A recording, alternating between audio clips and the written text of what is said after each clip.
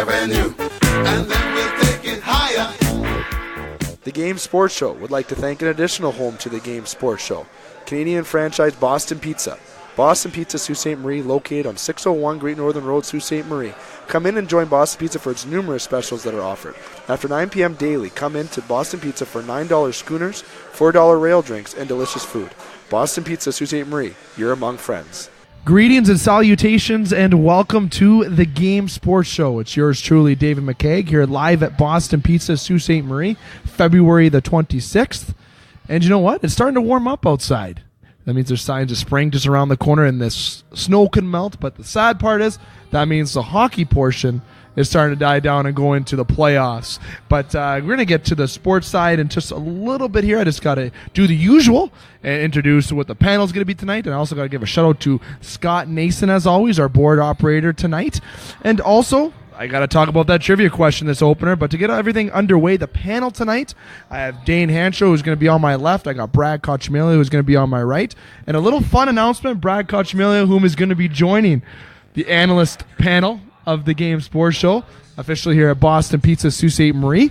And that is a great addition to the Game Sports Show, as always, adding the great experience and also the great input from the experienced Brad Kochmelia, who works on behalf of Sioux today. He was close to Sault Ste. Marie Greyhounds. He's been involved in hockey for, I can remember, even from back in the days when I played, but we don't have to jump into that. So I'm glad to announce that Brad Kochmelia will be on board for the Game Sports Show, joining myself, Dane, and Justin here at Boston Pizza from week to week. And very excited to have Brad on the show. For tonight's show here, February the 26th, we got quite the show. We're going to be talking our usual. We got the local sports with the Sioux Thunderbirds, the Eagles, and Blind River. We're also going to talk about the Lake Superior State Lakers with a very disappointing weekend this weekend.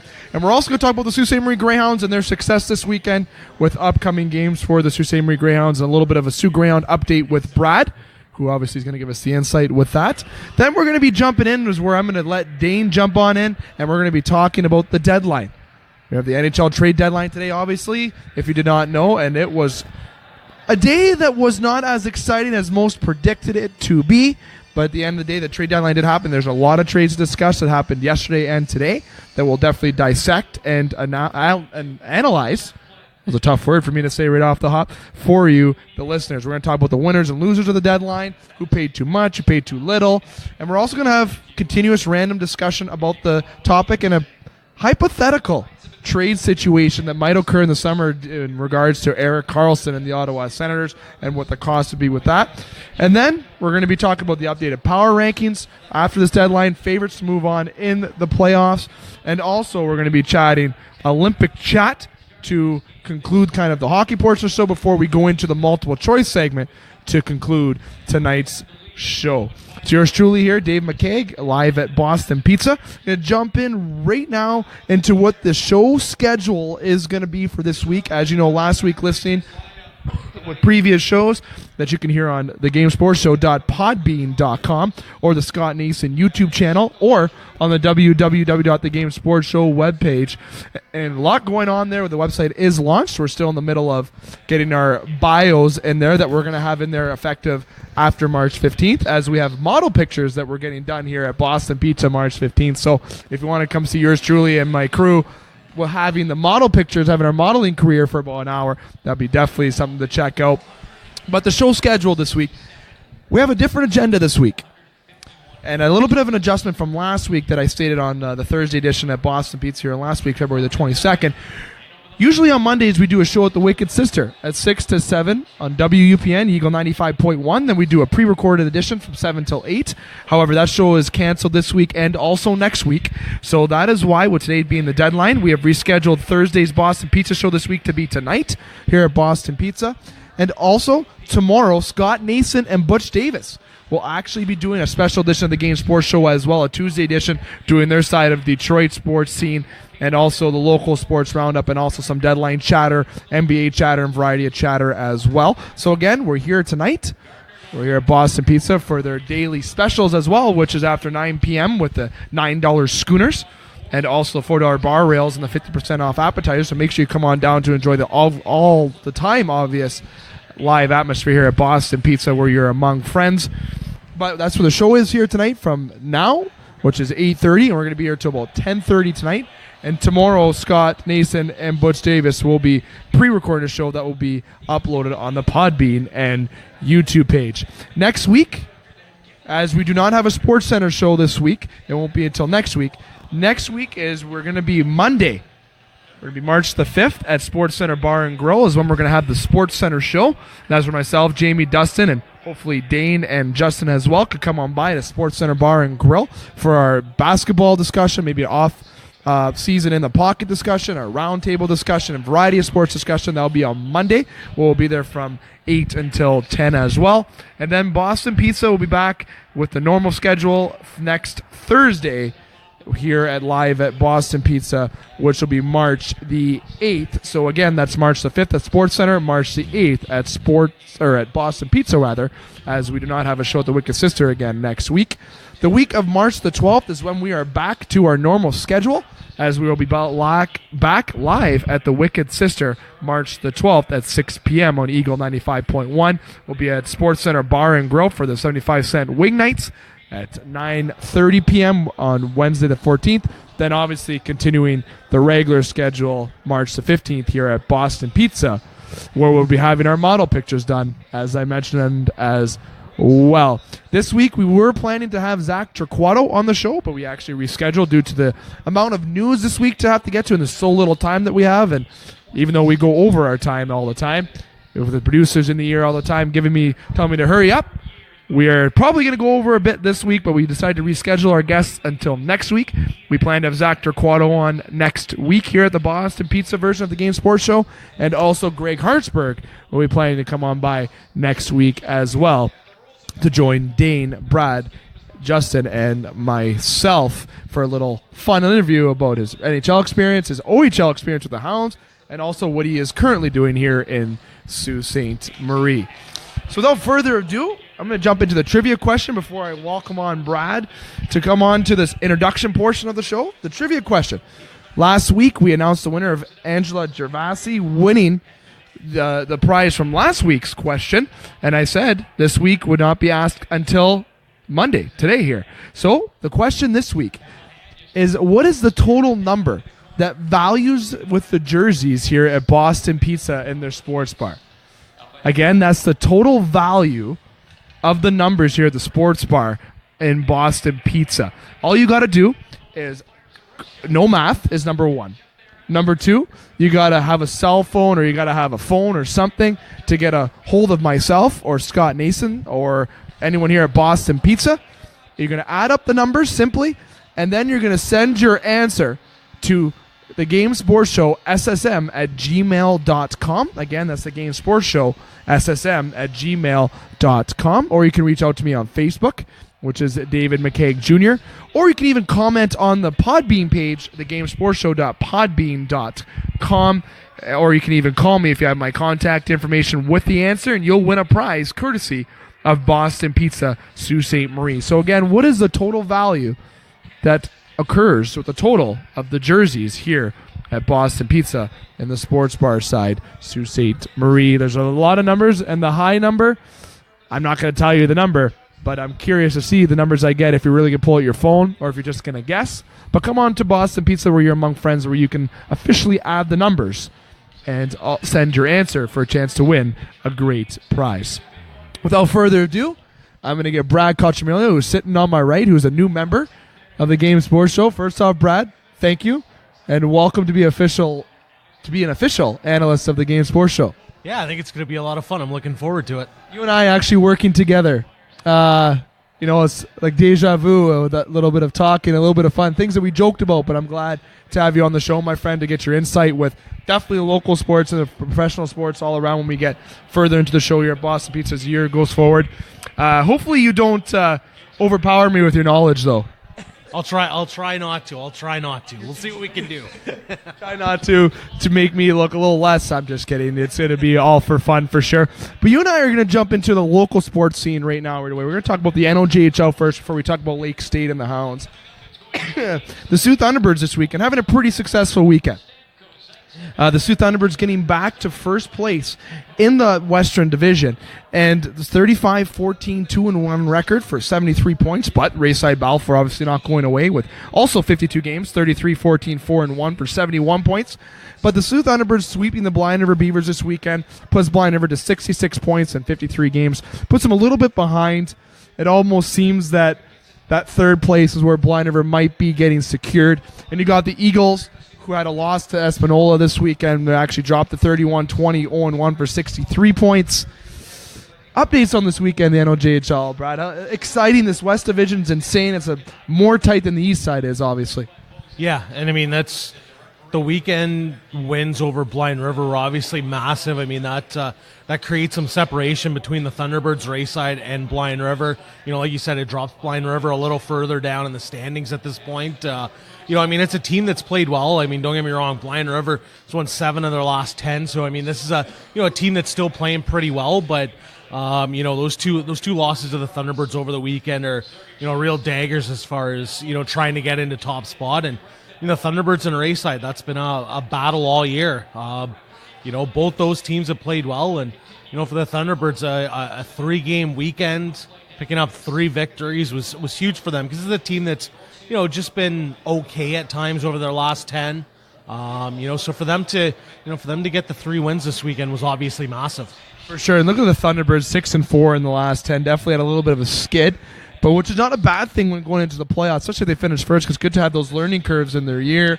There's a team that is more on the younger side of things in terms of what the Thunderbirds usually do. If you think of the Thunderbird previous teams that usually kind of always build to win, make those moves, they have people grow, but they have a very fast team, and this league is generally fast. And speaking of fast teams, Scott Nason will definitely attest to this as well, our board operator tonight. The Elliott Lake Bobcats, they're a 500 team, 25, 25, and 4-0, 54 points. 6-3, 0-1 their last 10.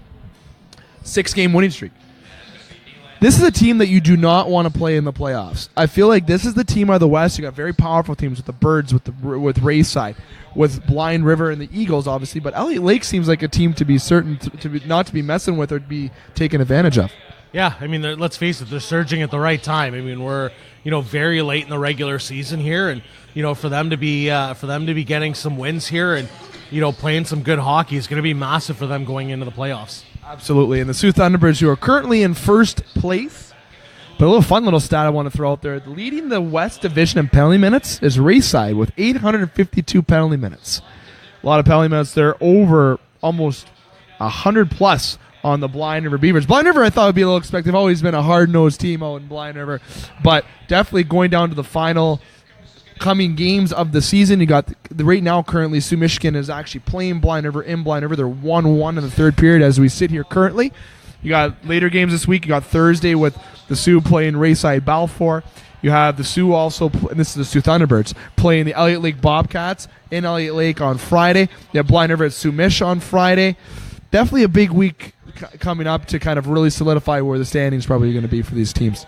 Yeah, I mean, there's obviously some massive West Division games here coming up. I mean, obviously, like you said, you've got the Eagles-Blind River game tonight, and, you know, that Elliott Lake game, that's, you know, like you said, that's a team that's playing really well, you know, so that's not going to be an easy night for the Thunderbirds, and, you know, it's going to be really interesting here over the next week or 10 days to see how things kind of shake down, and, you know, it could go a long way in terms of determining, you know, seeding as we go into the playoffs. Definitely, like you said, the separation will probably definitely occur this week. I feel like you're going to really have where you're going to have first and second is probably going to be separate this week. Will really determine where that is. And the Thunderbirds want to keep rolling and carry that momentum this week going into this weekend to solidify first. That'll be definitely needed from them. Moving on to the Lake Superior State Lakers. Very heartbreaking weekend for Lake State. Losing 4-1, 4-2 to Ferris State. Not getting into the playoffs. A very big weekend after so much momentum going into Ferris after big road wins in the previous weekend. Aiden Wright, the captain of Lake Superior State Lakers, who had so much optimism and felt the momentum in the room. It seems like Ferris State came out and was obviously the better team this weekend. Definitely a heartbreaking weekend for Lake Superior State University. Yeah, it's tough. I mean, this was, you know, as a whole, this was a tough year for Lake State. You know, this is a team that's kind of been in a, you know, in a position where, you look back to 4 years ago when Damon Whitten came in, they were okay. Like, I mean, it was a team that was in transition. Year 2, they show some improvement. Year 3, they kind of regress a little bit. And now they're at a point where they've regressed a little further. It's obviously been a disappointing stretch here for Lake State hockey over the last couple of years. Has been, having Mike York a part of the assistant coaching staff, I think is a big addition for Lake Superior State University, and they had so much promise going into this year, and they're definitely going to be planning for a better future next year in 2018-2019 season, as they don't want to disappoint. They want to get back into the playoffs, and disappointing for them to lose on the road, but you know what? There's a team over there with Lake State that has an enriched history, having a lot of players who came up the ranks. Aiden Wright being the captain of the team, kudos to him. These guys can take what they learned this year to their lives and to their careers, if it's jobs or beyond in hockey. But definitely a disappointing season for Lake State all around, and definitely kind of wishing them the best going into the offseason and going into the 2018-2019 season, where you can hear interviews of the Lake Superior State Lakers team where they are a part of the Game Sports Show and WPN Eagle 95.1, and we're looking forward to another partnership going into next season. More of a partnership on the Canadian side, as well as Lake Superior State is still, yes, on Sioux, Michigan, but we definitely follow them over here on Sioux, Ontario. Moving on quickly, Brad, to the Sault Ste. Marie Greyhounds. Your full neck of the woods, where you are currently away with the team this weekend. Wins against Windsor. Say that a couple times fast. Wins against Windsor. London. Wins in London as well. Definitely a complicated weekend, though, as you said, with the bus and with the travel going on. Just want to get some insight about this weekend with the Sault Ste. Marie Greyhounds before we jump into upcoming games and just a basic update. Yeah, it was a very, very tough weekend for that Greyhound team. I mean, that was a situation where they were scheduled to leave Friday after practice. They had an 11 a.m. practice Friday, left town. They get to the Mackinac Bridge, find out it's closed because of falling ice. Basically, to put it in kind of an entertaining but kind of odd way, they essentially took a day trip to St. Ignace to go for dinner, because they ended up having to come back to the Sioux and leave early Saturday morning to get down to Windsor. So I mean, we saw a Greyhound team that was really sluggish in Windsor. A team that maybe if they play a higher end team probably don't come out with a win, but I mean, hey, they gutted it out, and it's a character building win for them, and they come back the next afternoon with a lot better effort in London. They played real well, and they jumped on the Knights early, and it was a weekend of learning for that team. I mean, I think we saw some good things out of the Greyhounds in terms of some character Saturday night, and just an all-around solid win on Sunday. So I mean, I think overall, considering the circumstances, I would think that the Greyhounds are pretty happy with the way the weekend went, regardless of whether they would have come home with 2 wins. For sure, definitely having the 2 wins is important. That old cliche, it's always just to get a win, especially on the road. And the Hounds playing in London, there was, them playing in Windsor and having those difficulties, to overcome those difficulties in travel really shows how good the team is, and focus-wise and a mentality basis for the players. And getting those wins, coming off a big weekend against Sarnia and Hamilton that we've discussed already, a mammoth weekend previous, to carry this momentum with 4-2 and 6-2, scored 10 more goals this weekend, and they only allowed 4.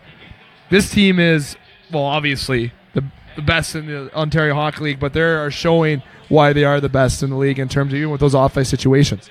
Yeah, no question. I mean, this is a team that, for all intents and purposes, this is a team that has, shown the ability to win games in, pretty much every way possible. I mean, we saw them last week where they blew out Hamilton and Sarnia here in the Sioux. They go on the road, face some adversity with some travel issues, and, come out with 2 big wins on the road, against 2 big conference rivals. So, it's a team that's won in a lot of different ways, and, it's definitely a positive going into the playoffs to see that they've won games in different forms here over the last couple weeks. Absolutely, and the Hounds improved to 49-6-2-2 for 102 points. I know I got Dane over here to my left, I'm going to bring in shortly. I know while looking at the standings here, not gonna lie, you look at the standings and you go, wow, that is amazing. That is simply amazing. They are 22 points ahead of Kitchener, who's second, but really got to look at the team. Sarnia Sting are 42-14-0 with 88 points, being 14 points behind the Sault Ste. Marie Greyhounds. The Hounds currently trying to get back on another winning streak. Trying to get back up there, and they're 8-1, 0-1 in their past 10 games. And looking at the other side of the conference, got Hamilton, who's 38, 16-3, and 3-8 with 82 points. And I want to get your perspective of something, Brad. While we were on the Game Sports Show last Monday at the Wicked Sister, we were discussing, Scott and I, about how the Hamilton coach was not pleased with how the Sault Ste. Marie Greyhounds ran up the score. And I said myself, playing experience or even talking to players that have played and also just taking it from a fan's perspective, these guys are grooming for the NHL. Radish, Kachuk, just to name a few. And the coach wasn't happy that the Hounds didn't let the foot off the gas. I understand the how hard it is to play, the humiliation. I get it. I get that point. But when you're playing junior level hockey, you play until the final buzzer goes. You're out there to show yourself out there. You're not trying to go out there and lat-a-daddle around the ice. You're not trying to just let a team get back into the game. And I want to get your perspective on teams running up the score. I'm not saying I'm not against it. Not saying I want a team to win 30-0 on a team like that Russia game, and there's a Russian game in overseas. I can't recall the team that they played that they won 48-0 or something like that in an international action last year. But for that kind of stuff, sure, that's high up. But I think when you're in the OHL, you're playing to win. You're playing a team who you're expected to play in the finals, most likely, as long as the Hounds can maintain this momentum to get there. What is your take on the teams getting those high scores? It's, you know what, I look at it and I feel like it's, you let up in a game like that, and I totally get where John Gruden was coming from, and I appreciate where he was coming from, but I mean, I guess for that game, there's kind of 2 points with it. Is, you let up in the third period of an 8-0 game, you're risking bad habits, which is the last thing that Greyhounds team needs at this point, and a team that's played so well. And on the other side of things, it was one of those things that, that Greyhound team, and part of the issue was the idea of Drew Bannister having his top power play unit out very late in that game.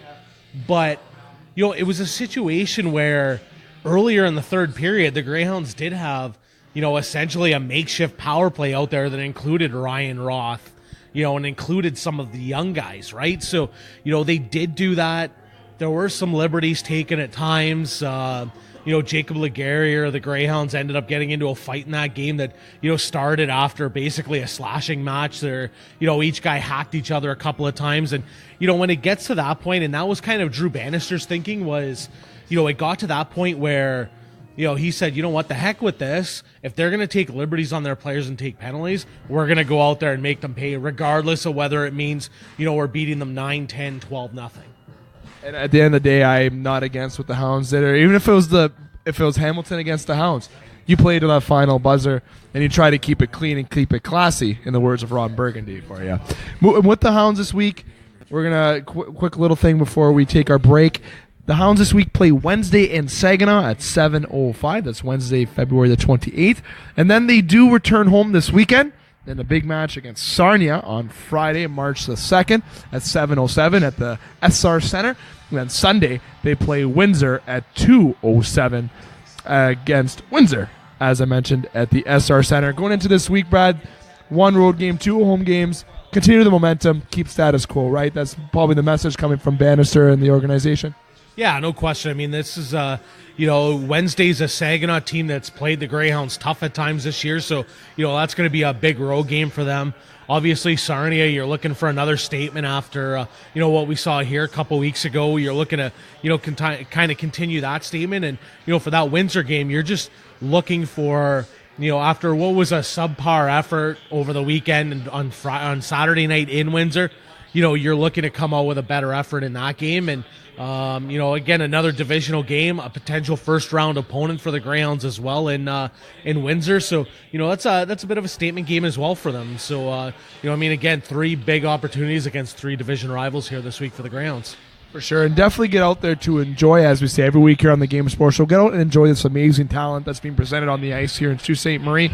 It is nice to watch it on Shaw TV, I understand, but there's nothing better than watching a game live and watching these boys, especially Radish, Kachuk, and the fellas live here at the SR Center. Enjoy that talent and this championship caliber team. And the playoffs are just around the corner, and the season's just flying by, so get out and enjoy this while we can with these star-studded talents here with the Sault Ste. Marie Greyhounds. Well, we're going to take our first break here. When we come back, I'm going to bring in Dane Hanchrow, one of the always usual contributors, one of my analysts, one of my co-hosts, whatever you'd like to be called. When we come back, we're going to talk deadline. There's NHL trade deadline. So we got lots to talk about there, and we're going to express how excited we were about this entertaining deadline today. There's a little sarcasm in the voice. Once again, to remind everyone with a trivia question, what does the total number in terms of jerseys here in Sault Ste. Marie's Boston Pizza Sports Bar add up to? Send me an answer to the Game Sports Show, ssm@gmail.com, through Facebook or through the Podbean page, where you can comment your answer for your chance to win a prize courtesy of Boston Pizza, Sault Ste. Marie, where you are among friends. We're going to take a quick break here where you hear back from our sponsors. Brad, Dane, and I will be talking NHL. The Game Sports Show would like to thank an additional home to the Game Sports Show, Canadian franchise Boston Pizza. Boston Pizza Sault Ste. Marie, located on 601 Great Northern Road, Sault Ste. Marie. Come in and join Boston Pizza for its numerous specials that are offered. After 9 p.m. daily, come in to Boston Pizza for $9 schooners, $4 rail drinks, and delicious food. Boston Pizza Sault Ste. Marie, you're among friends. The Game Sports Show would like to thank a list of additional sponsors. North Shore Sports and Auto, new location located on 647 McDonald Avenue, Sault Ste. Marie. A family-owned and operated business with doing business in Sault Ste. Marie for over 10 years. Loads of products available for your enjoyment for all seasons. North Shore Sports and Auto, we understand the importance of quality service and products, and we work hard to ensure that all customers have a positive experience before and after each and every sale. North Shore Sports and Auto, meeting all of your new and pre-owned equipment needs. Special thanks to Salon. The Salon, located on 589 2nd Line East, Sault Ste. Marie, Ontario. Owned and operated by Mike Cuglietta. Book your appointment today at 705-941-9191 or via online at https://thesalonsioux.as.me-. The Salon, making the Sioux beautiful, one haircut at a time. As well as a shout out to the Superior Pro Shop. The Superior Pro Shop, located inside the Community First Credit Union Superior Arena on 285 Northern Avenue East, Sault Ste. Marie, Ontario. Owned and operated by Jeremy Paquin and ran by Larry Monroe. Superior Pro Shop, for over 40 years, meet all of your skate sharpening, skate repair, and hockey needs. Also to Discover the Canvas. Discover the Canvas, located on 317 Wellington Street West, Sault Ste. Marie, Ontario. A beautiful new renovated building owned and operated by expert artist and Sioux native Katrina Thibodeau. Katrina taking her talents of the ink in Sault Ste. Marie and truly creating the best and most realistic art locally. Call Katrina today at 705-450-8099 or email her at discoverthecanvas@gmail.com to book your tattoo or consultation today. Hi, this is Joe Bowen, and you're listening to the Game Sports Show from Sault Ste. Marie. And welcome back to the Game Sports Show. It's yours truly, David McKeag, here live at Boston Pizza, Sault Ste. Marie, where you're among friends. And you know what? Especially being among friends, well, got there, it's after 9 p.m., which means they got their daily specials, which means $9 schooners for Molson and Coors products, and also the $4 bar rails, along with the half price off appetizers. Lots going on here, as always, at Boston Pizza, and delicious food, great Molson products. What more can an individual want? Right, Brad? Absolutely. Hey, can't have anything better, right? Food, beverages, talking sports. Nothing better, I don't think. And speaking of nothing better, there's no one better than somebody that I'm going to bring into my left here, who was actually borrowing my sweater for a couple weeks, and I finally got it back today. Little fun random topic for you there, Dane. Thanks for the sweater back first. And how you doing, my friend? Good. First of all, I never really borrowed your sweater. You left it in my room. I found the sweater, and I was like, oh, it's a nice sweater. I'm going to wear it for a while. And then I wore it here on a show, I think 2 weeks ago, and you noticed that it was yours, and now I've finally given it back to you. But yes, thank you for letting me borrow your sweater. How did that end up in your room, though? I could not tell you. It's kind of a funny topic to bring up. And Dane, well, today was trade deadline day, a day that we, as hockey fans, and Brad yourself, are very excited for usually. You know, I worked today at my other job, 5 a.m. to 1 p.m. I figured, come home right around the meat and potatoes of the deadline for an absolute flood of trades. I figured, Carlson, why not? Mike Green, why not? McDonough, which did happen. We're going to get to that shortly. Why not? Maybe Jack Johnson, why not? Maybe the Leafs will actually get a defenseman. And speaking of the Leafs currently playing right now, Tampa, as we record, down 3-2 to Tampa Bay. defense, we thought these trades were all going to happen. You even had rumors of, of Spooner getting flipped after the Rick Nash trade. All these trades that were supposed to happen that more so didn't happen. So I'm going to start off right away by saying, do we consider this trade deadline the would have or the maybe trade deadline or the would have could have deadline, Brad? Yeah, it's there was so much excitement going in. Like you said, Erik Karlsson, Mike Green. There were so many names that have been talked about for so long, and now I'm kind of looking back on it. I'm like, you know what? There was some excitement. I mean, the Rick Nash deal kind of just randomly going down. Kind of first thing in the morning kind of thing was interesting, but I mean, overall, I wasn't that excited about this deadline. And I mean, maybe part of it is, doing what I do, you kind of, you're just used to being busy. You're used to, like OHL trade deadlines. I always, look back on those and I'm like, yeah, you know what? It's just another day. NHL trade deadline is, it's another day on a bigger scale. But yeah, there wasn't a whole ton of excitement in this trade deadline as far as I was concerned. Definitely not. And I can just tell you right off the hop, I had a lot of wrong predictions on my show, last week here at Boston Pizza. You can hear on the gamesportshow.podbean.com for the February 22nd edition where I predicted 3 trades. I was wrong about all 3 trades. So, Dane, I'm going to ask you, what do you think of this year's deadline before we jump into our analytics portion of it? It was maybe not quite as busy as I thought it was going to be. I think since, the salary cap era, you don't really see as many big deals at the trade deadline, and I feel a lot of GMs have a little bit more patience to maybe wait till the draft and the offseason to, make a deal. You look at Ottawa, there's, they didn't have to trade Karlsson. They still have the option to maybe sign him in the offseason. And if not, trade him at the draft or just sometime during the offseason. They obviously, probably got a lot of offers on the table. None of the offers they thought were good enough, so they didn't need to trade him. So I think that's kind of why you see that. But the salary cap's going up every year, so I think we all kind of expect maybe there's going to be a little bit more action because teams have a little bit more room to make deals. But I did think it was going to be a little bit busier, but at the same time, not overly surprised it was what it was. But we still did get some, big names getting moved. We did into some interesting locations, and one interesting trade today that I want to go off before we. You can find the trade deadline trades on basically any online kind of outlet with CBC, with TSN, with Sportsnet.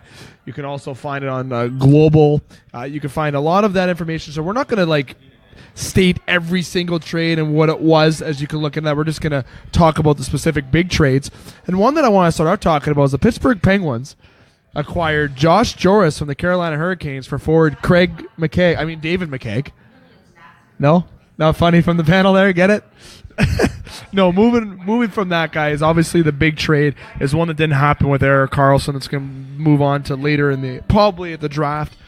And we got a point that we're going to come up to here at the end of this part is we're going to have a hypothetical trade for Karlsson, so we get to that in a second. But one thing I want to say is I heard Dorian's press conference today, the Ottawa Senators, and if I'm an Ottawa Senator fan, I don't like what this guy did. First off, he went on the podium or on the conference desk and said, "Well, we traded Drew Shore." First off, the guy's name is Nick Shore. He got traded to the Calgary Flames for a 7th round pick. And I'm not saying that's a big trade, but on the podium he said Drew Shore. He made an error and he said, "Oh no, I drafted his brother a couple years ago." Good excuse, pal. You probably didn't even make the trade. You probably were in the back room crying because you couldn't make the move you wanted to for Karlsson, had one of your analysts or one of your assistants make the trade. Get the name right. Secondly, I don't want to fully bash the guy here, but the guy gets an X for me at this deadline. I know he moved Brassard, who was moved to the Pittsburgh Penguins. He had some trades happen earlier with Rick Nash going to the Bruins and Tomas Buchanan, who went to the Toronto Maple Leafs, so we're going to get to a little bit later as well. But why is this GM just getting that negative vibe from the fans, first off? And why wasn't he more active for a team that's 29th in the National Hockey League? Dan, I'm going to go over to you first. Well, you got to look to like the Deshae trade. I think he was, active obviously earlier in the season, but I think Dorian's feeling the heat. You got a team that was just within one goal of going to the Cup final last year to, being where they are now. Obviously, the Deshae trade didn't turn their season around. They're if not a worse team since then. I know Erik Karlsson hasn't talked to the media in a week, so I obviously to avoid questions about if he was going to get traded or not. So now I feel like it kind of leaves him in an awkward situation, being stuck in Ottawa. I almost feel like he was looking for just a change up, maybe to go play for a competitive team, go on a playoff run. That's not happening now, and now Dorian stating that he had a conversation with Karlsson earlier today and thinks he's going to be able to re-sign him. Yeah, I don't know, unless you can have a quick little rebuild there and be a really good team like they were last year again. So yeah, I think he's feeling the heat. Traded Brassard. I saw, Phaneuf, he has been active. I think time will tell and see how all these moves work. But you do got to look at it. Ottawa does have some really, pretty good prospects. They got Thomas Chabot too coming up there. So if you can get a bunch load for Erik Karlsson, you know what I mean? Like, you can get a young, good defenseman. You can get a couple draft picks, prospects. So, yeah, we'll see what happens. I think it's unlikely. I don't think Erik Karlsson's going to re-sign with Ottawa. I think his time's done there, personally. Obviously, I can't speak for him, just like, Dorian said about Karlsson re-signing with Ottawa. So, we'll see what happens. So, yeah, if there's a deal out there and, they can't really come to an agreement on a contract, yeah, I think the draft is always, every team's, it's after the playoffs for a bit. The teams kind of want to get back into it, or the GMs, excited to build their team. So, I think that's probably the perfect time. And, we'll kind of see what Ottawa does around then. So I like that. And Brad, we're going to kind of move away from the Ottawa thing, because we're going to do a hypothetical Erik Karlsson move before we go to break. Evander Kane is one of the trades I want to jump into right now. We were talking off air. Evander Kane goes from the Buffalo Sabres for a conditional first-round draft pick and a conditional fourth-round pick. I believe it's with the Sharks acquiring, I believe it really puts them, I guess, that top six forwards that they've been missing since Patrick Marleau left for the Toronto Maple Leafs. And it adds a little bit of that size and that scoring touch that San Jose really desires. And always the negative part that's come from Evander Kane is his attitude in the locker room. A lot of things have come up where he's a flat-out team cancer, where he's in the situation now in San Jose where he's with veterans, Joe Thornton, and he's with Brett Burns, Logan Couture, Joe Pavelski, guys out there that will keep him in line. And I feel he's going to put into the right situation. I find this is the best trade of the deadline. I like that San Jose did this. Buffalo didn't get what they wanted for Kane at the end of the day, but San Jose got the player that they wanted. And there's Wilson, as always, has taken it from Sportsnet and TSN, the quote, there he is in the woodwork, slithering through the grass, making this trade unexpectedly.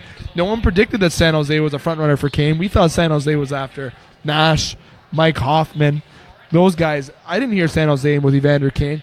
Great move for San Jose, in my opinion. I'll go over to you for your view on the trade.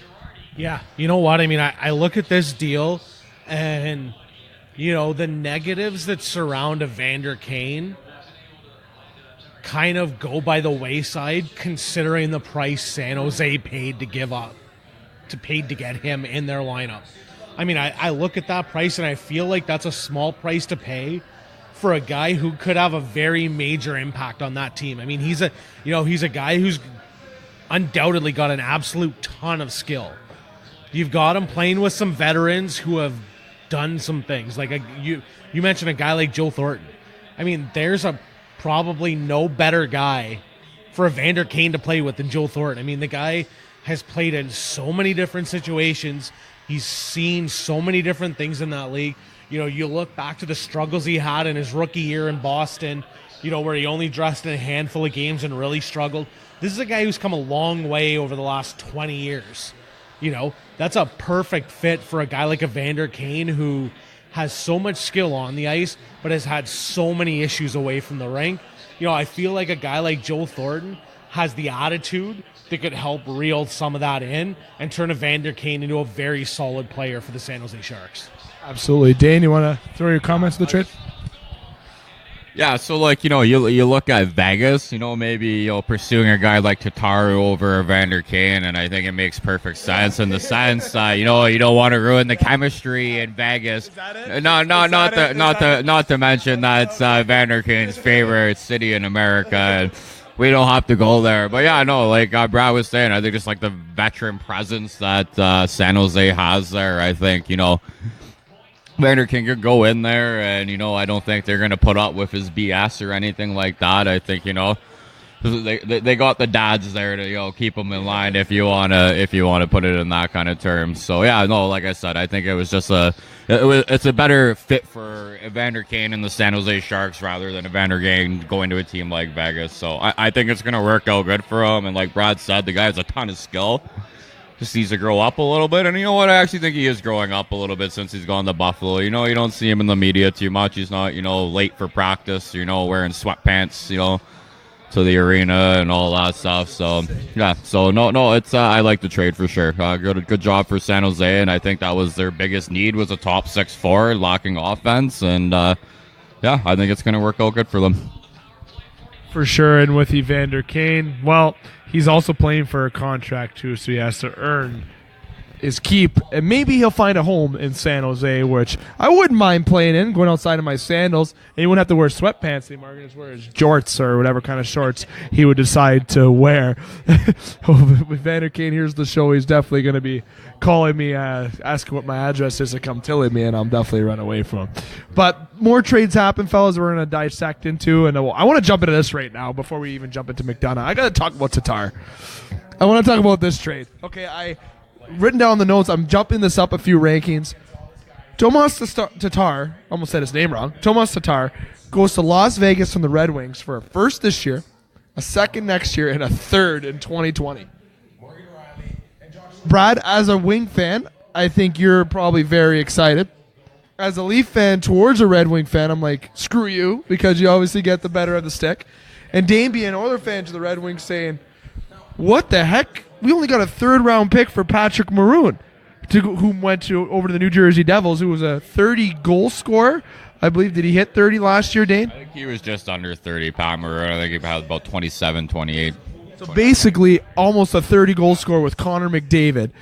And Tomas Tatar, who has a ton of skill, don't get me wrong, but Maroon for a third, Tatar for a first, second, and a third. I know Vegas has picks coming out of their yin-yang because of the expansion draft this year, but Detroit must be having a parade right now, okay, in front of Little Caesars Arena with this trade, don't you think? Absolutely. I mean, as taking the reporter hat off and looking at this trade strictly as a fan, as a Red Wing fan, I could not be more excited for getting 3 picks, all in the first 3 rounds, for Tomas Tatar. And don't get me wrong, Tomas Tatar was very productive for Detroit at times. But there's no way I would have expected, and I said this to you off air before we even started, there's no way if you had told me last week that the Red Wings were going to get a first, a second, and a third for Tomas Tatar, if you would have told me they were going to get a third for Tatar, I would have been happy. But the fact that they pulled that in, you know what, I couldn't be happier as a fan. As kind of putting the analyst hat back on. Like, I get where Vegas is coming from in terms of trying to add a guy who, there is some skill there. He has struggled at times in Detroit, especially lately. And then if you're the Red Wings, I mean, you're looking at this. Hey, you know what? We can replenish some picks on a team that's basically going full out rebuild. I mean, you know what? It's got to be disappointing. I'm sure they looked at trading Mike Green. I'm sure they looked at trading some other guys as well. But this is a good start. They trade Peter Mrazek. This is a good start for them in terms of going rebuild. As a fan, I look at it and I say, you know what? This team needs to go, almost the Detroit Tigers method. Go full out rebuild. If you're going to do it right. Take some lumps and replenish the system, and I think this is a very good start. If you're the Detroit Red Wings, if you're Ken Holland, this is an extremely good start in doing that. Absolutely. No, I know Wing fans don't like the term rebuild. I know Butch Davis, analyst on the Game Sports Show, says the Detroit Red Wings will never rebuild. Yeah, you are. I'm just saying, yeah, absolutely you are. And rightfully so, because you're in a division that has a Leaf team that's bound to win anytime soon. Optimism. The Lightning, the Bruins, that's teams that, and the Buffalo Sabres have been building ever since I can remember. They've been rebuilding since Dominik Hasek got that goal scored against him by Brett Hall against the Dallas Stars. They've been basically rebuilding. I remember the days of Maxima Finneganoff on the team and stuff like that. They haven't had those days. So they're in a division right now in Detroit that they should be looking towards that rebuild. And Mike Green not getting traded, very disappointed. I think they should have even just done it with any team that wanted something. I know apparently one of the analysts on our show said that Mike Green apparently refused a trade to go to Toronto, which I'd be very surprised. I'd like to get confirmation on that before I start stating sources and give a full answer with that and confirmation. But I feel that the Red Wings maybe should just let him go for whatever it was, whatever they can get for him, essentially, because this is not a playoff team. And Mike Green is probably walking this year. I'd be very surprised if he remained with the team. But then again, Dorian believes he's going to re-sign Karlsson long term. So at the end of the day, things and stranger things have happened in the NHL. Moving on from that, guys, speaking with defensemen, we'd be foolish not to talk about the Ryan McDonagh trade. Obviously highlighted on our notes. Tampa Bay acquires defenseman Ryan McDonagh and forward JT Miller, which I'm very intrigued by, from the New York Rangers in exchange for forward Vladimir Nemestikov, forward Brett Howden, defenseman Libor Horschak, and a 2018 first and a conditional second. Now, if Tampa wins the Stanley Cup, that second round pick actually turns into a first. So that's 2 potential first round picks. I'm going to remain optimistic and state that the Stanley Cup may be a dream for Tampa, but really it's not. This is one of the best teams in the National Hockey League, and they just solidified this by bringing in Ryan McDonagh on a blue line that's already led by Victor Hedman, and where Ryan McDonagh doesn't have to be the guy anymore. He's the second guy, and even the third was Sergachev there. Like Sergachev's been playing very well, and Montreal fans are like, oh, they're okay. They're just going tabarnak is what they're saying out there for real. But with Ryan McDonagh right now, Ryan McDonagh going over to the Tampa Bay Lightning. Wow, Dane, I'll let you state. I'm envious as a Leaf fan, as I know the Leafs were in on this trade. Vegas was also in. There was numerous teams. Yeah, and I could not imagine what Toronto would have had to give up. I think it would have been maybe a Connor Brown, a Connor Carrick, and 2 firsts. I think maybe would have got the deal done for McDonagh, but the Leafs are maintaining status quo where the Lightning are all in. Dan?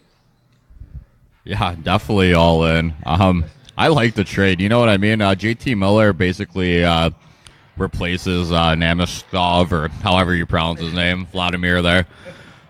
Yeah, you got Ryan McDonagh, who is top 2 pairing defenseman, if not a top 1 on most teams, number 1 guy, and now he gets to play with a guy like Victor Hedman. So yeah, that's really deep on the blue line. Tampa Bay, yeah, they're all in, and yeah, that second pick, yeah, if they win the cup in the next year or 2, it becomes a first round. So they still have 2 years for that, but yeah, you gotta put them up there in the winners of the trade deadline. They got the biggest fish out of the group there, and I don't think they overspent for him. I honest to God think Boston. I honest to God think that the Rangers got a better deal for Rick Nash. Say if Tampa doesn't win the Stanley Cup in the next 2 years, I think they got more value out of Rick Nash than they did out of Ryan McDonagh, which is surprising with what the value of NHL defensemen are, because guys like Spooner and I can't remember what the defenseman is, the younger defenseman guy that they had. Yeah, Lindgren. They're 2 really good at prospects. Matt Bolesky, he's a 4th-line guy up and down from the AHL and a first-round pick. So JT Miller too, trading him, I guess that may make a little bit of a difference, but yeah, you know what? New York's setting themselves up for I think they're looking at maybe a pretty quick rebuild, maybe like the Boston Bruins did. I don't think they're totally selling out right now. They still got young guys like Kreider and a couple other guys there, so we'll see. I like the deal on both sides of the team. I think Tampa did really good, and I think the Rangers have also done really good. For sure. And the Boston Bruins definitely also a team making a run for it, acquiring Rick Nash earlier on Sunday. But more trades in terms of today that we're going to jump on into is the Nashville Predators acquiring Ryan Hartman and a 2018 fifth from the Blackhawks for a 2018 first, a 2018 fourth, and Victor Yershel. Who knows who Victor Yershel is, but besides the point, a 2018 first. This is almost like a Tomas Tatar trade. Basically, Chicago pulling off a Detroit Red Wing cap and saying, hey, give us this or else. Then Ryan Hartman going over to Nashville, and Nashville seeming desperate. They couldn't get Nash. They couldn't get Evander Kane. They couldn't get those big fish that they wanted.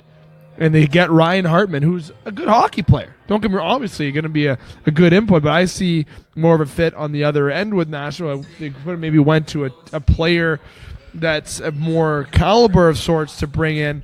But Ryan Hartman, interesting move, especially for a first, don't you think? Yeah, I mean, I feel like, kind of similar to the Tatar deal, and that I feel that, including a first rounder, and I like Ryan Hartman as a player, but not enough to give up a first round pick in a deal for him. He's a guy who I feel like could be potentially a good fit in Nashville, but I mean, I don't know. It seems like, the first and the fourth, I almost feel and a player is a bit of a high price to pay. For a guy who's going to go in and be productive, but isn't going to be that elite guy maybe that you need. And I mean, I don't know. It's maybe a little bit of a confusing deal from a Nashville standpoint, just in terms of the price that they paid to bring him in. It definitely seems like desperation, don't you think, Dane? Because they couldn't get Kane or Nash, or is that reaching? Oh, well, you got to think that maybe, I think it was how many days ago did they trade for Hartman? It wasn't today. It was today. Oh, was it today? Okay. Sorry. Okay, yeah. Well, anyways, yeah. So I you got to think just a first round pick would have done it for them to, get the Blackhawks to get the fourth and trade away a fifth and even move up, a round later, later in the draft. Yeah, it's surprising, but yeah, I don't know. I imagine the Predators are up against the cap wall. Maybe they can't even fit in a guy like Evander Kane or a Rick Nash or anything like that. So I think it is steep. We'll see how it works out. Yeah, I'm surprised. I don't know. I think it's a little bit too much. And yeah, a team like you got to look to your future. The Penguins that just ship out first round picks all the time. When Crosby and Malkin are going to be 34, 35. They're going to have to, be the two catalysts on their team, and they're going to have nobody else to help them because they've traded their whole farm away. So, we'll see how it works out. I know he's a former first-round pick, so, the potential's there for him. Maybe just it wasn't the right fit in Chicago. I know he put up decent numbers, but, yeah, a first-round pick just seems like, teams are trading away draft picks like it's, for nothing these days. So, see how it turns out. I think it still helps us, Nashville, and they're looking to go back to the Cup final. They're looking to win the Cup this year. So you know what? It's another piece of the puzzle, and we'll see how it turns out for them. And the Nashville Predators signing Mike Fisher officially for the rest of the year. 1 year, $1 million, and bringing Carrie Underwood along with it as well. A couple more things, guys, in terms of the trades that we'll dissect before we get to our winners and losers and all that fun stuff. Friend of the show, Paul Maurice, who we've had on the show almost a month ago now. You can listen to that interview, fantastic interview with Paul Maurice, and we plan to get him on actually within the very near future, going into the playoffs. The Winnipeg Jets are looking pretty bound for the playoffs as long as they can remain hot, and they made a move today to put them in the right step in the right direction. And they took a centerman from a team that we figured would maybe make a run for a playoff spot, but the St. Louis Blues have traded Paul Stastny to the Winnipeg Jets for 2018 first, Eric Foley, and a 2020 conditional fourth. Paul Stastny, guy who is getting paid a little bit in the $7 million range, but as heard here first on the Game Sports Show, Paul Maurice's wish list before announced anywhere. Get a little jump ahead of TSN and Sportsnet on that one. Paul Maurice stated he wanted a top six forward. I think he got it with this, especially with a security blanket in case Scheifele isn't 100% come playoff time. Yeah, I think you got to look at one of the teams that did real good at the trade deadline for what they got him for. Yeah, the contract's a little bit much, and you know what? He still has some term on it. It might hurt Winnipeg down the road with all the young guys that they have to re-sign. But, they can always move money out, right? But, I think, we did the interview with them. I think, he either wanted to add some, depth on the third or fourth line, or he wanted to go big and get, a top six forward. And I think the plan is to, probably put Paul Stastny in between Liney and Ehlers there. Good playmaking guy with, two guys that can put the puck in the net. So, I think the move's great. And honest to God, the Jets... I think it's the Jets are, other than Nashville, are my favorite to come out of the West right now. As much as I love Vegas, it's hard to see them going all the way to the Cup Finals. But good on Shovel Day off and making a really good deal and not having to give up too much. Finally, the Jets being active. But they've never really been active, and we said it first year on the show. No, and you know what? Good to see the Jets be active, and they're a team that's going to make noise. And you might see a first-round matchup of Nashville-Winnipeg. That has potential of being which would be a unbelievable first round, because I think whoever comes out of that series will win the Western Conference. Early prediction on my behalf. But at the end of the day, the Jets being active, it's good to see. Yeah. And you know what? That's a situation where you bring in a guy like Paul Stastny. That's massive for them. And they basically picked on a team that's really struggled lately. I mean, that St. Louis Blues team. If this is 6 weeks ago, if the trade deadline is 6 weeks ago, they don't make that deal. Without question, Paul Stastny remains in that lineup because they're a legit cup contender. In 6 weeks, they've dropped to the point where they're like, the eighth best team in their conference now. It's unbelievable how much that team's dropped. And, that's the ideal thing for Winnipeg, because they go out and they get a player, like you said, that, a player that fits what they were coveting. They're able to go out and get that guy and bring him in from a team that was struggling. Like that was almost the perfect storm for the Winnipeg Jets. They didn't go out and have to pay a massive price to get him. And I think that's an amazing fit, and it's going to be exciting to see what he does in Winnipeg. Absolutely, I think he's going to be put in a position where he can really thrive. Not like he wasn't like that in St. Louis, but feels this under Paul Maurice's helm, and the good style of Paul Maurice is just going to fit into that style perfectly. Now, one thing I'm going to get to, because it leads into our next topic, the winners and losers of the deadline. But I want to say something on my behalf first, which leads towards the winners and losers. And you might be very surprised about who I'm picking as a winner at the deadline. I know you want to think Tampa, or you want to think that potentially San Jose maybe. Definitely not Las Vegas. Definitely not Montreal, and definitely not Toronto are not winners in my books. There was a couple trades today that really intrigued me. The Columbus Blue Jackets acquired Thomas Vanek from the Vancouver Canucks for Jussi Jokinen and Tyler Mate. Vanek, being a veteran, being a former star in the league, still able to contribute. Columbus acquired Jussi Jokinen off waivers from the LA Kings. They got essentially for free. Tyler Mate, he's a younger guy, meh on the upside part, but definitely I think Columbus got the better of this deal for Vanek towards their goal. Columbus also acquired Ian Cole, Stanley Cup champion for the Pittsburgh Penguins last year, from the Ottawa Senators, for Nick Motray and a 2020 third. Kind of decently steep. Ian Cole is a third pairing defenseman, in my opinion. But at the end of the day, there's a guy that won the Stanley Cup with the Pittsburgh Penguins and where he was heavily relied on. So who's my winner for the deadline? Absolutely the Columbus Blue Jackets. I think Columbus making the moves, they made the little moves, they're going to make big effects on the team. I feel Columbus is a team that's really trying to get into the playoffs. They're in a division that's extremely tough with Pittsburgh, with Washington, with New Jersey that acquired Maroon. But Columbus, a team that is hoping to make the playoffs, has made the right moves for that team. They kept Jack Johnson. Bet you a big reason why is because they wanted to make the playoffs. I feel that Columbus has made the right moves to put the team in the right direction, and I actually think that the winner of the 2018 deadline is the Columbus Blue Jackets. I'm going to flat out say it. I think that is the right move all around for Columbus, and I'm excited to see what the input of these small market players, if you want to call them, do for this team that actually has high hopes and is actually an also very exciting hockey team to watch. Dave McCaig here alongside Dane Hancho, Brad Cochimilio. Guys, I'm going to get your input in terms of winners and losers at the deadline before we take our break.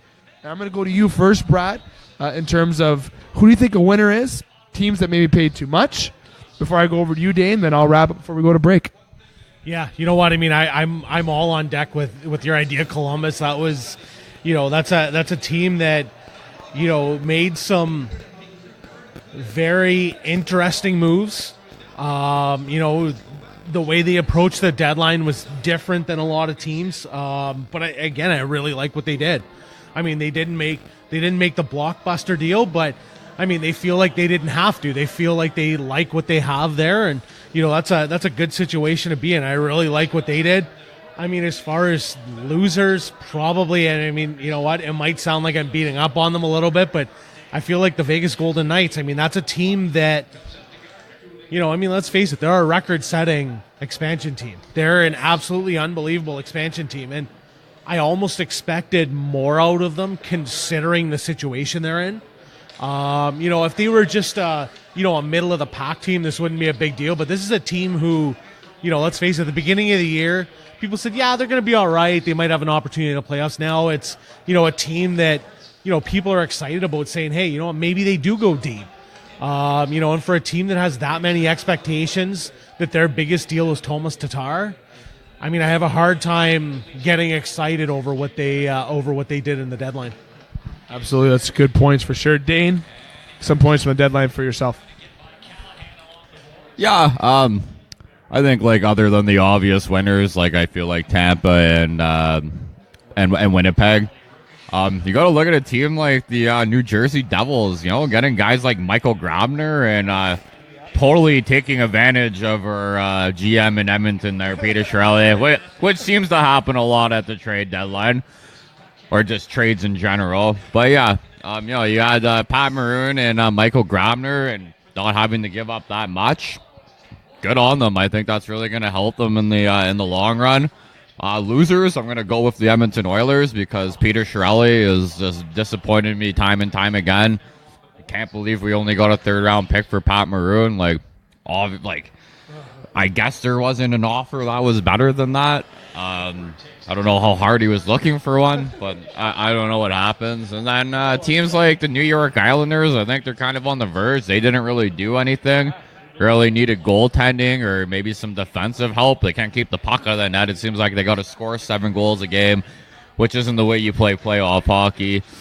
Men's league, and then the Montreal Canadiens, I think, are the biggest losers at the deadline.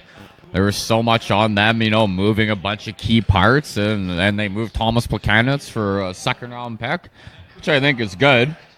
But I don't know how Thomas Plekanec, he's getting older and it might be not as productive as he used to be. He gets a second-round pick, but Pat Maroon is playing the best hockey of his whole career, can't get a second-round pick. That blows my mind. So it'll be an interesting offseason in Edmonton. Not looking forward to it. But yeah, and then the Montreal Canadiens, another awkward situation. I think the same thing as Erik Karlsson, Max Pacioretty. It's been in the rumor mill for I don't know how long now. Everybody assumed that he was going to be traded. He didn't get traded. And now he has to play out the rest of the season in Montreal, being the captain of a team that seems like they didn't want him.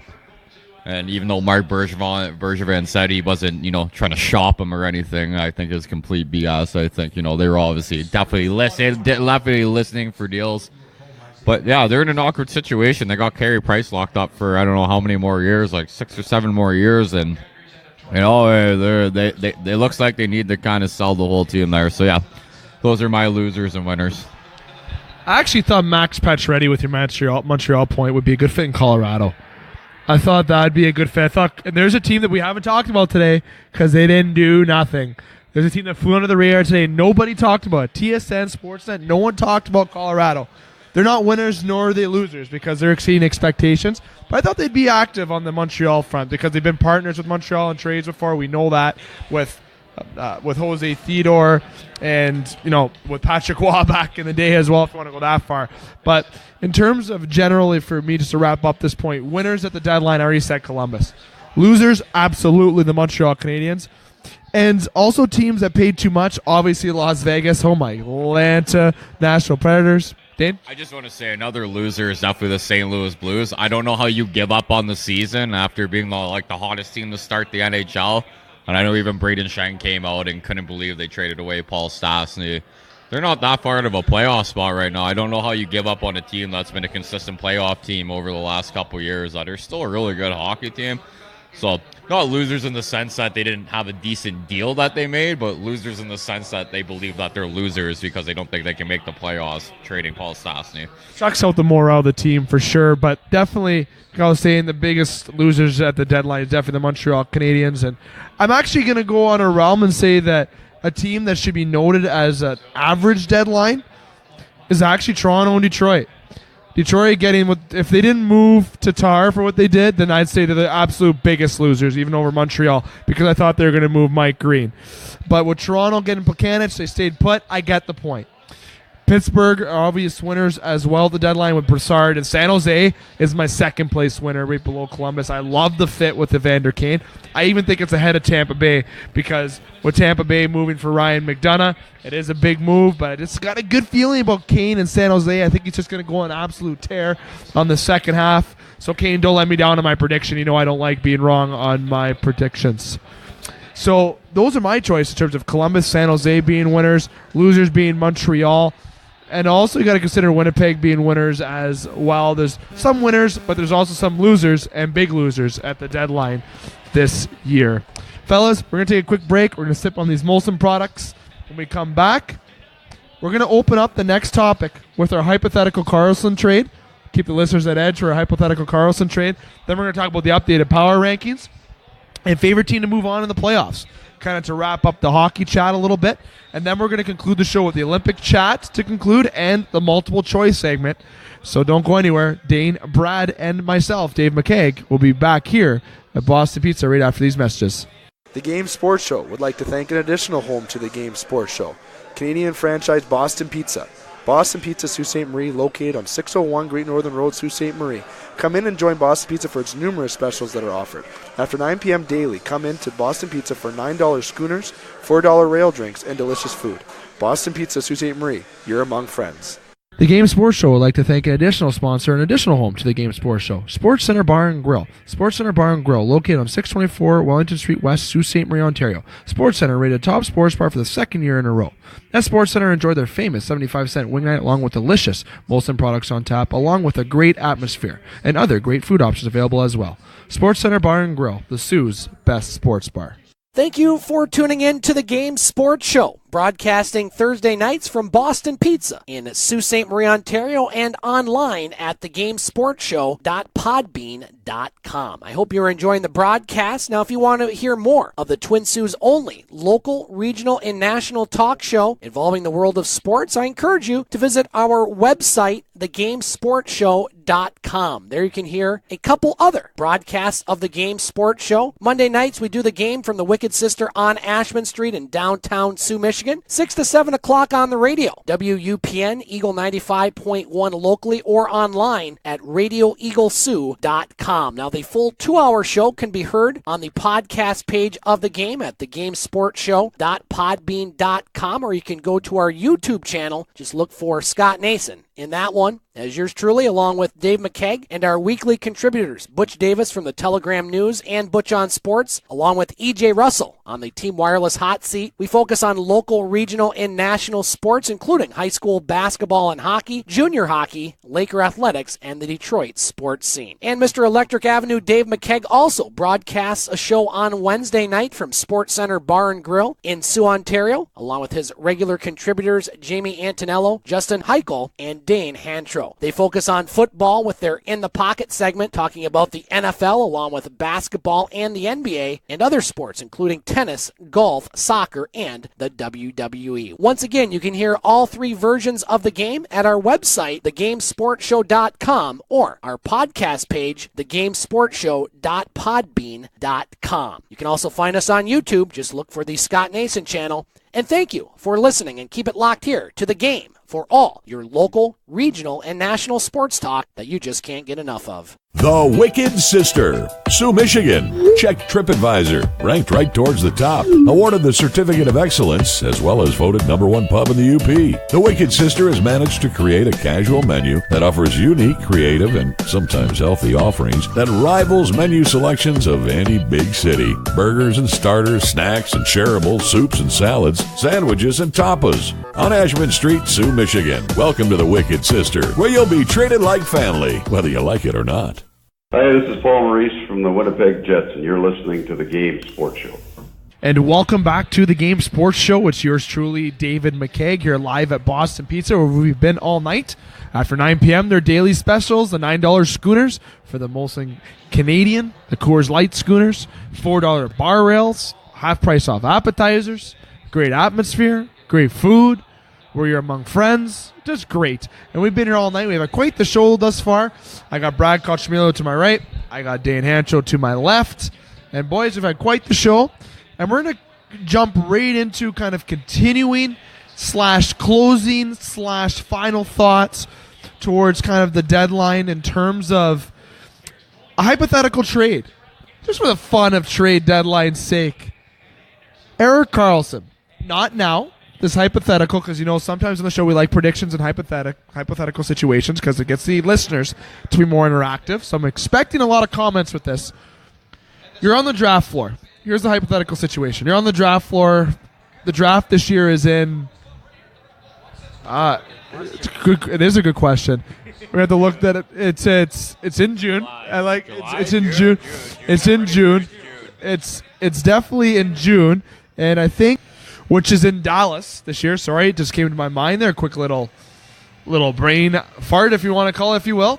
You're on Dallas. You're Dorian, who you probably don't want to be right now, but you're on the floor in Dallas.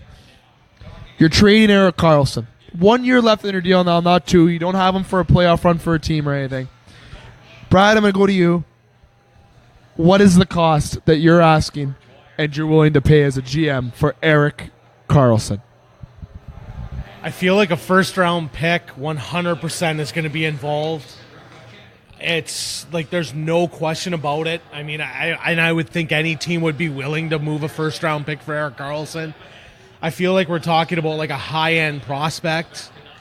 Maybe, when I say high-end prospect, I mean, a guy who's considered, a top 3 or 4 guy in an organization.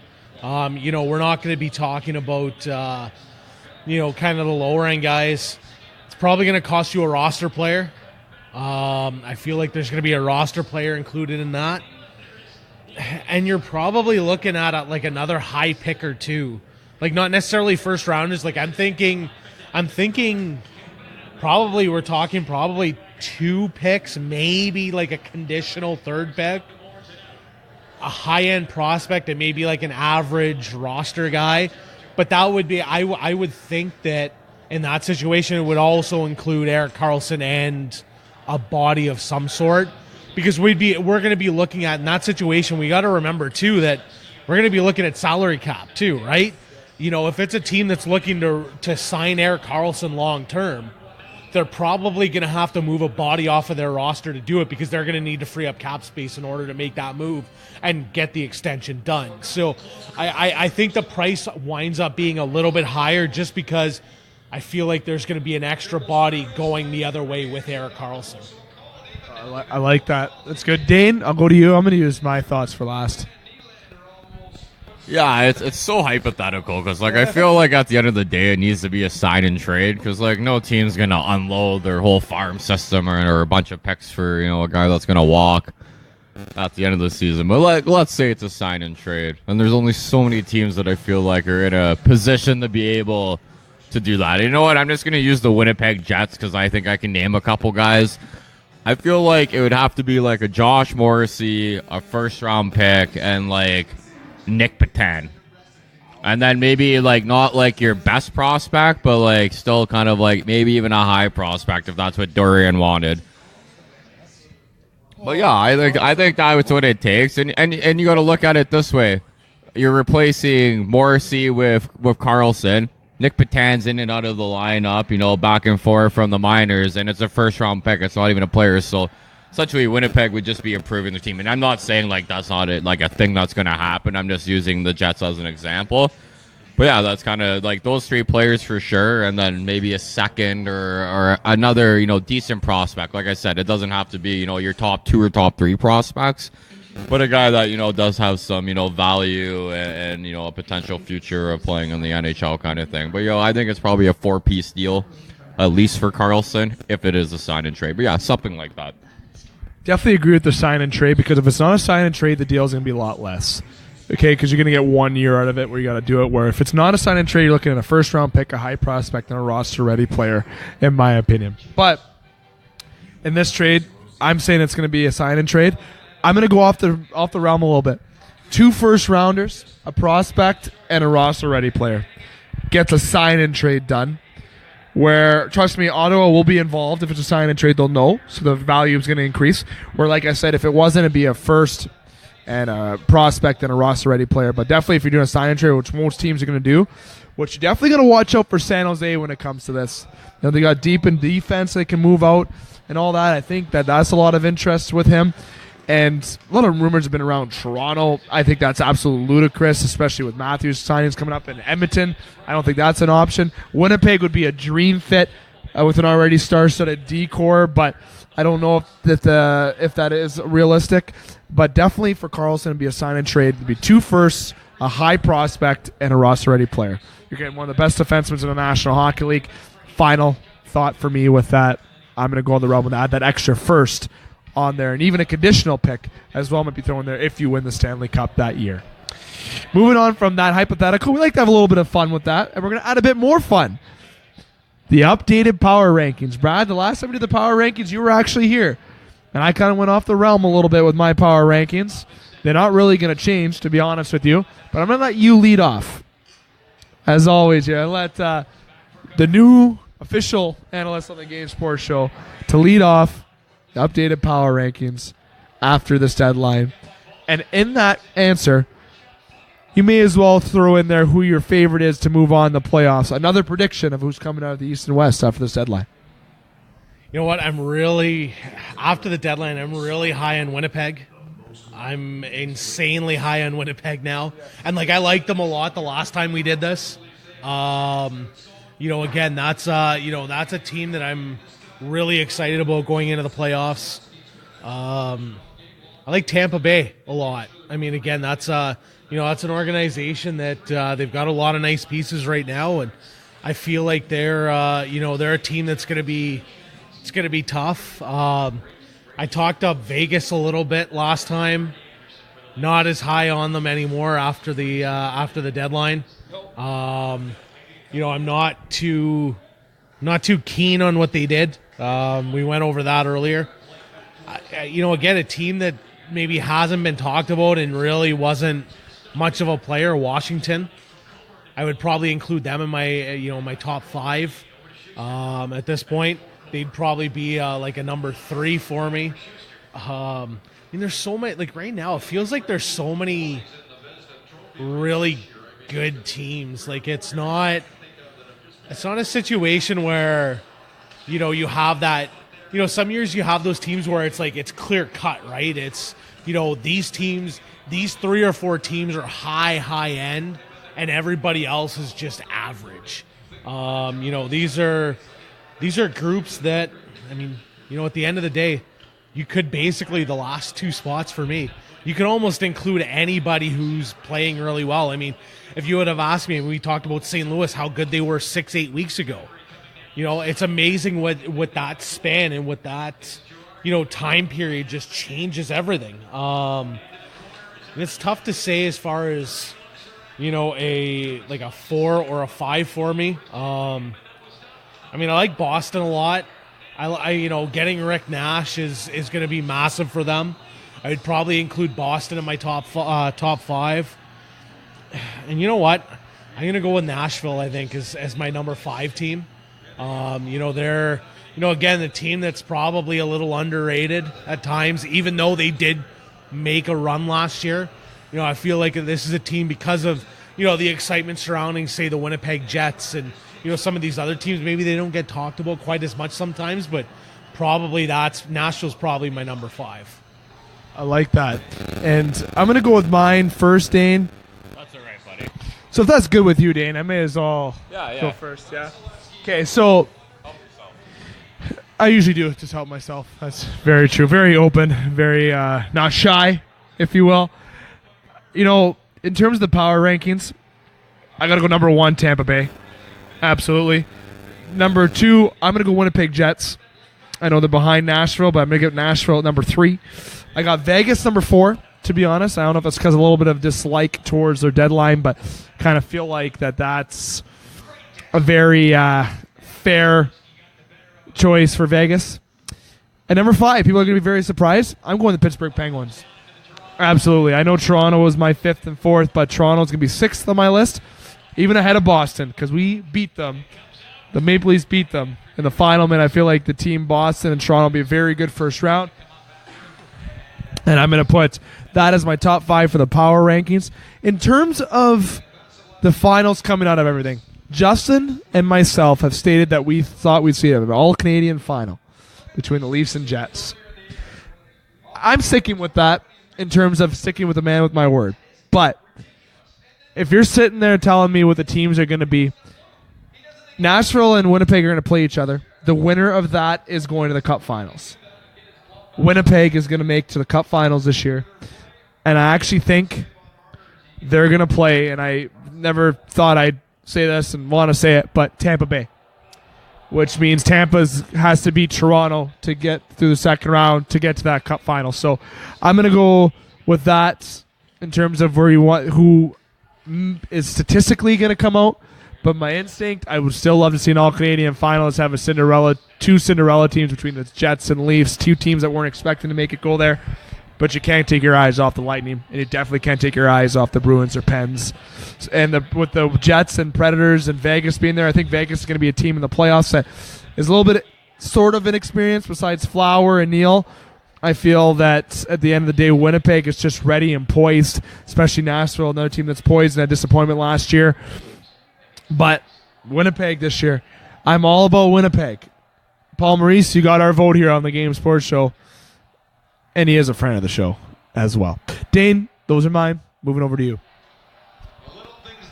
Yeah, after the McDonough trade, you got to put Tampa at number 1. Winnipeg's definitely at number 2. I think Winnipeg is going to be a force to be reckoned with in the next, 4 to 5 years in the NHL.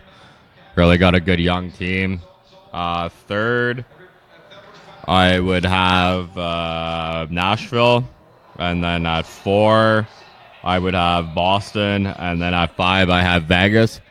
And a team I think that is going to surprise some people in the playoffs this year. Jersey? No, the Philadelphia Flyers. That is the hottest team in the second half of the season. Team that can go on a 10-game losing streak. And now they're on a 10-game winning streak. So, yeah, watch out for them. Wayne Simmons, Giroux, Voracek there and the boys. Really lighting it up right now. So, yeah, but I would say they're about my 6, probably tied with Pittsburgh. But, yeah, pretty much the same as you, other than you never giving Boston any love there. So, not surprised. But, yeah, those are my top 5. I like that for sure. Moving on from that, fellas, going to go into the Olympic chat before we go to multiple choice segment here to wrap up the show. Well, the Olympics are over. It flew by. And the NHL players were not part of the Olympics, obviously. Russia defeated Germany. Germany defeated Sweden and Canada to get there. Oh, how Germany didn't close that freaking game out upsets me still to the core. They had the power play and blew that. I don't understand Definitely a great game by Germany. You knew after they got that penalty in overtime that with Gusev going out there, Datsuk, Voinov, who a lot of people may not remember because he just went off the map after just this domestic dispute with his girlfriend / wife with the LA Kings being kicked out of the National Hockey League. You knew they were scoring. And as soon as the pass came across the one-timer and Ostenbrechen, can't pronounce his name with Germany, you knew he wasn't getting across from that pass. Russia's the better team on paper. I was hoping throughout that entire game that McDavid and Crosby were going to come out of that tunnel and say, boys, I'm here, and just absolutely take the boys to school in Russia, because if we had our Canadian team, I think we would absolutely thrash Russia. I even think U.S. would have a better team than Russia based on their young guys. Would have had another Canadian-U.S. final. In my opinion, even Sweden, Canada. Not having the NHL players in there is, I feel, very negative. It gives the other players a chance who want a second chance in the National Hockey League, don't get me wrong. But I feel like since they're not the best athletes at their game, no offense, I feel that that's something that was not enjoyed by myself. But I still watched it, obviously. But that's because I wanted Germany, even though they defeated Canada, I wanted Germany to defeat the Olympic athletes of Russia. Sorry, I better get that proper. Not Russia, the Olympic athletes. They couldn't carry their flag out. End of the day, Germany walks away with the silver. Russia gets a gold. Sorry, Olympic athletes of Russia get a gold. Let me keep correcting that. But since it didn't work out, the NHL players, you got to come to an agreement. The Olympics have to pay money to whatever it takes, these owners, insurance policies, something to the NHL to get the players back to the Olympics, Brad. Yeah, you know what? I feel like the NHL gets back involved in the Olympics in 4 years. But for me, I can say this in pretty good confidence, and I'm probably in the minority when I say this, that I almost enjoyed it. Like, my habits as far as watching the tournament didn't change without the NHL guys there. I found that, I followed it as much. I found I was almost more excited at times just because without the NHL guys there, we saw those upsets. We saw countries that, let's face it, Germany has next to no chance of getting to the gold medal game if NHL players are there. They're not even getting past the round robin, essentially. Sorry, that's the truth. And that's exactly it. I mean, you're essentially looking at, if you bring NHL players to that tournament, you're essentially looking at Canada, Finland, Sweden, Russia, and maybe the Czechs having a chance at medals. Where this year, every country that was there had some sort of shot to win a medal. And you know what? This is an event, and I mean, as much as, most sports there, it's the best athletes from that sport. The biggest difference is we're looking at, the figure skaters and the bobsledders, they're the best athletes in their sports, but we forget they're also amateur athletes. And this is almost the basis of the Olympic tournament, is the fact that it's for amateur athletes. And I think that's why I was so excited to see, Norway have a bit of a shot to win games at least. And you know what? I mean, at the end of the day, these things will work out. I mean, you still saw the Russian athletes, the Olympic athletes from Russia, whatever they're calling them, the guys in the red jerseys with the circle logo, who couldn't have their national anthem played and had to sing it themselves. You still saw the best team there win. Let's face it, out of that group, the Russian team was the best team there. I mean, they've got ex-NHL guys on that team. I mean, it's great in the fact that some of these guys are going to get second chances. Some of these guys from Germany might get looks from NHL teams now because of this. Some guys from, say, Norway who, let's face it, isn't a heavily scouted area. Some of those guys might get shots because of this tournament. I feel like it was almost good in the sense of growing the game that it was amateur athletes at the event. I'm probably in the minority in that, but it is what it is. And, I thought it was exciting. Yeah, it would have been great to have the NHL guys there, but, I was just as into it as I was before with the amateur guys there. No, for sure. And that's very good points. You get that second chance. You get that opportunity to really kind of show what they got. Look at Christian Ehrhoff with Germany, longtime NHLer, had a good tournament as well.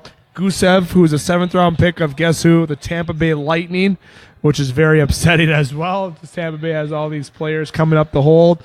Kind of seems like Tampa Bay's the next Detroit Red Wings, in my opinion. Much to our friend Josh Cherasolo's excitement, I'm sure. But Dane, NHL athletes, come back?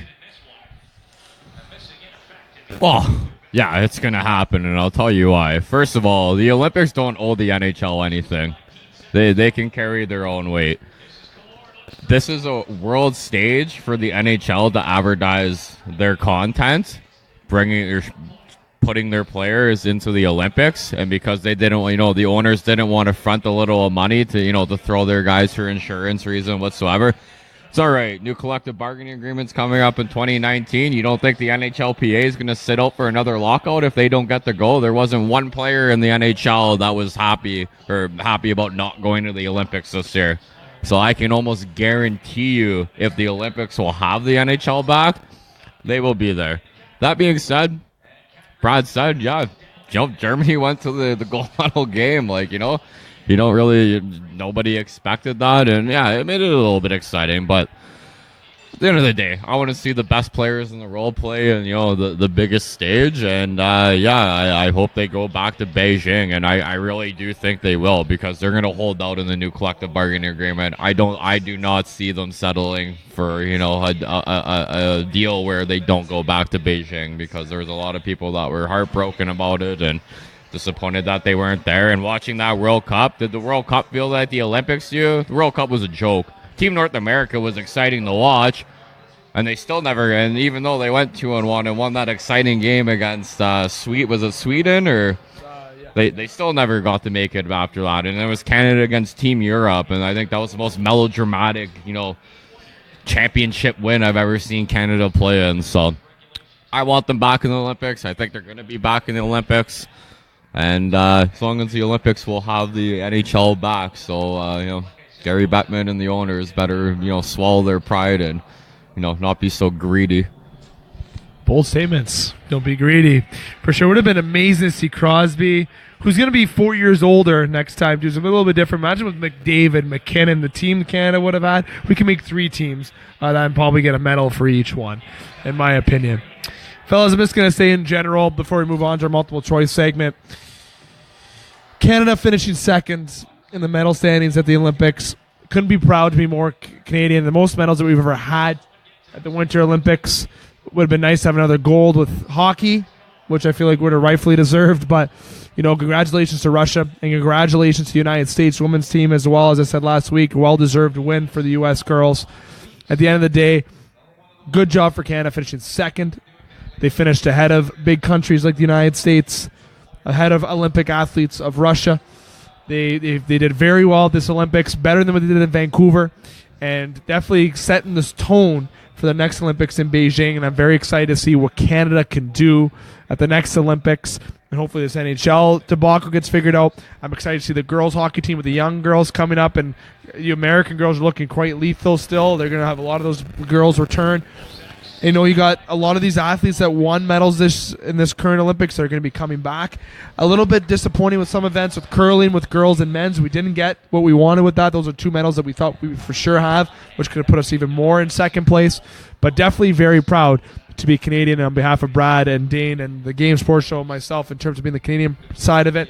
Definitely proud of our Canadian athletes. And also we got American analysts and listeners as well. Congratulations to the American winning gold in hockey, and also on doing well in the Olympics as well. Fellas, we're going to move on into the multiple choice segment, the famous multiple choice segment. And Brad, I believe this is your first time to the multiple choice segment. It is. It is a lot like a certain TSN thing where we give you a question and you give the answer, and it's called multiple choice. So you give provided questions. There's the odd time I throw bonus questions out there, or not myself. Scott Nason and the producers throw questions out there, and the producers. But it's a question, you give an answer. If you're going to give a reason, it's a quick, brief answer, but mostly it's just multiple choice out of the questions that we provide to you. So in this situation, we have the multiple choice master. Yes, the multiple choice master. You got it. That's getting patented. I'm gonna mark that right now. The multiple choice master. We should make a Twitter handle on that ASAP. Danny's probably get on that right now while you're sitting and holding your iPhone, sending Snapchats of the pizza that we have here at Boston Pizza. Anyhow, Dane, Brad, and myself, we're gonna jump into the multiple choice segment. 3 questions, Brad. Usually, sometimes the 4th, sometimes the 5th, depending on the panel. But we got 3 tonight. In light of the expansion, if another Canadian team is to get a franchise, which city would it be? 1 Hamilton, 2 Quebec, 3 Halifax, or 4 none? You know what? I got to go Quebec City. Got to go back with the new rink there, and I'm sure it would be exciting. If I had a second choice, it would be Halifax, but definitely Quebec City. Good answer. I'm going to go second, Dane. I'm going to go none. No more Canadian expansion. I think Seattle's going to be their focus. I know Quebec and Hamilton have always been rumored, but I feel Seattle, after that expansion, we're not going to see one for quite a while. Yeah, I agree. I don't foresee any more expansion happening at all. I think we have enough teams suffering like Carolina and Florida. But as Brad said, yeah, I think Quebec is obviously the favorite to have it. I think it would just logistically make the most sense. You know, they have the arena, travel. Having a team in Halifax would be nice, but it's so far away from everything kind of thing. And I don't think Hamilton's gonna ever have a team. That just doesn't make any sense to me. So yeah. Good answers. I'm moving on to number 2. In light of the Olympics concluding, which of these have been the most memorable for Hockey Canada? 2002, where we both won the Olympic golds in hockey for women's and men's. And this question's related to hockey, don't forget. So, fans out there, I'm not posterizing anything else. Because I know what a favorite moment in Sault Ste. Marie would be with Brad Jacobs winning. So, we're sticking with hockey. Number 1 is 2002 with both teams winning, men's and the females. Sidney Crosby, golden goal in Vancouver. Or number 3, Team Canada girls winning 4 goals. Would have been nice to see them win 5 and break the medals. But out of those 3, Brad, and go to you, which one's your most favorite? You know what? For me, I think it's 2002. Both teams winning gold in the same year. I mean, the Crosby golden goal was exciting, but for me, having both teams win it that year was probably my most exciting moment as a hockey fan. I like that. Dane? You know what? Obviously, Sidney Crosby's golden goal is, at home, in Vancouver is always that. But I gotta look to Sochi to last year with the girls coming back in that 2-0 game. With the 4 goals for the girls. Oh, unreal. I listened to that actually on the radio at work. I didn't even watch the game, but you wanna hear an announcer or play-by-play guy make, the dump of the puck sound exciting. I was jumping up and down, so... Yeah, I never really actually got to see the game until about a year after. But, I would say tied with Sidney Crosby's goal, that would probably be my second or first. I remember, and if I was going with my answer, I remember, the 2002, and we both won sit in my basement, and the excitement that, you felt for them, Canada beating the Americans after a disappointing Nagano. The girls beating the Americans. But you know what? I'm going to go kind of on a personal level, and I think Danny might respect this a lot. The Sidney Crosby golden goal. I'm going to go with that being at home, like you said, Dane. It also came a day after one of our close friends passed away, Matt Howard. A day of. I apologize, day of. Thank you very much, day of. So it kind of has a special moment in my heart for that scene. And of course, Sidney Crosby had to score it. Still the best Canadian player to play the game. So there's somebody named Connor McDavid climbing up his rank and his rear behind, but that goal definitely hits close to home, especially through the time that our friends were definitely going through at that current time. And a quiz I'm going to ask you guys quickly. Who assisted Crosby's goal? Jerome McGinley. Good call. Jerome McGinley. Who was the goalie for Americans? Ryan Miller. 2 for 2. Not bad, dude. Former Sioux Indian Ryan Miller played in this area. Jim Cappy coached him. I heard all about that, let me tell you. So the third question and final question, guys, before we wrap up the show here. With the deadline concluding today, which of these options are your favorite trade deadline moves within the past 10 years? Jeff Carter to the Kings for Jack Johnson and a first from Columbus.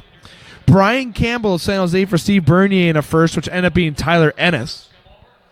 Brad Richard to Dallas for UC Jokinen, Jeff Halprin, Mike Smith in a fourth, who ended up being Kyle Brigos. Don't ask me who.